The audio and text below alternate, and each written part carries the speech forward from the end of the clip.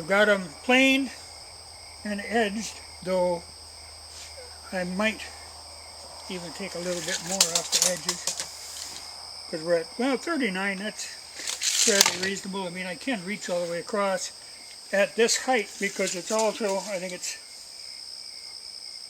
yeah, this is about 38 high. I've just got it set on sawhorses to kind of get an idea, but 38 looks good.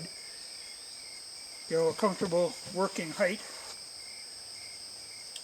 Standing, you know, and that's what I'm after.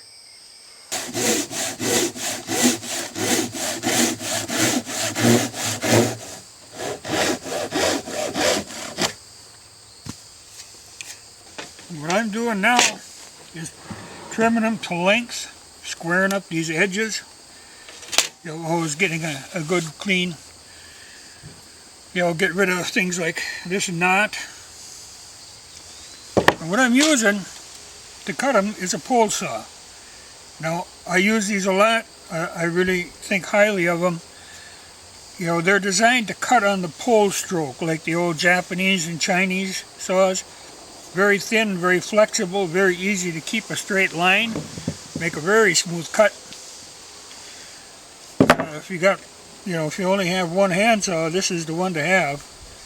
They do make different blades and different, you know, they, like this is a general carpentry one, but they have a very fine one, which is really nice and does just a super thin cut. But then they also have a much coarser one. But this I like as just an all-round saw. It works very well. They're just very controllable. Very easy to follow your line.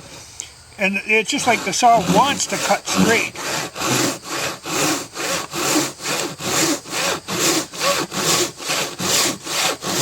You don't get all that, you know, like at a regular saw, you get a lot of chattering and, you know, catching in the groove all the time.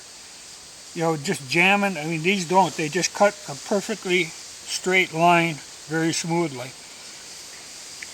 But I'm going to finish. I got the other ends cut. I'm just cutting these now to length.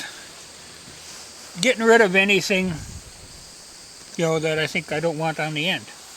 Like say, here's one of the nails that I used when I nailed my guide board on for cutting them. I always nail close to the edge. Well, I'm getting rid of that edge altogether. Okay, I thought I should mention, this is a Shark saw is the brand name, but they're a pole saw.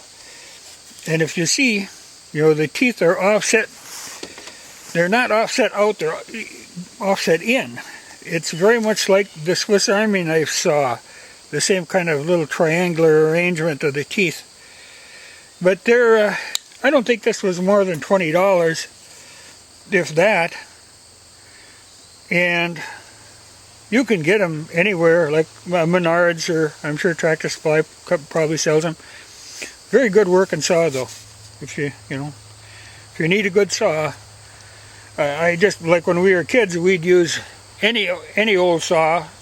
And in fact, we used to kind of borrow the meat saw from the old man once in a while, which really pissed him off. But you know, a good saw makes things a lot easier to build.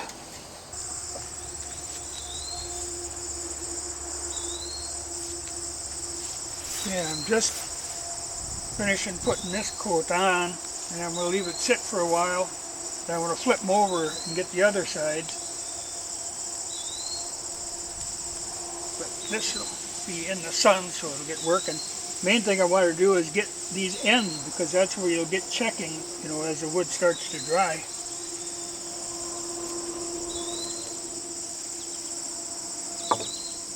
But I'll leave her sit now. Then I can start working on the legs.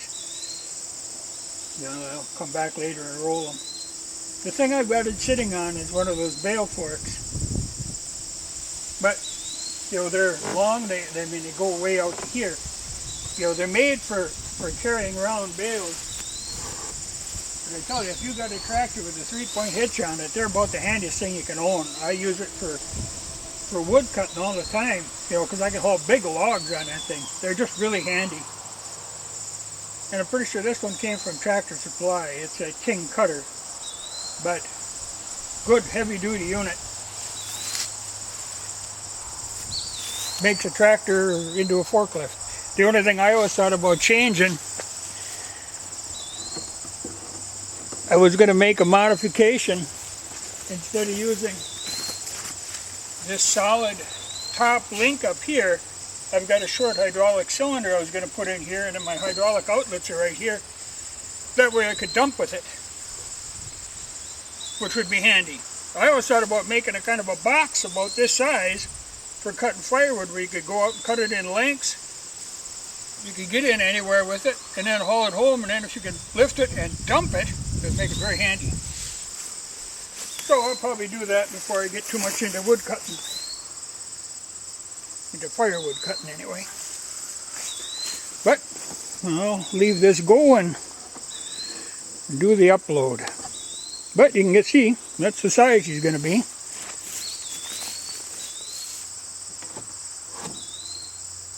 Then they all fit good. I don't want them to fit too tight. I'm actually probably going to have to space them a little bit because I want water to be able to drain, because like I say, this baby's going to sit outside.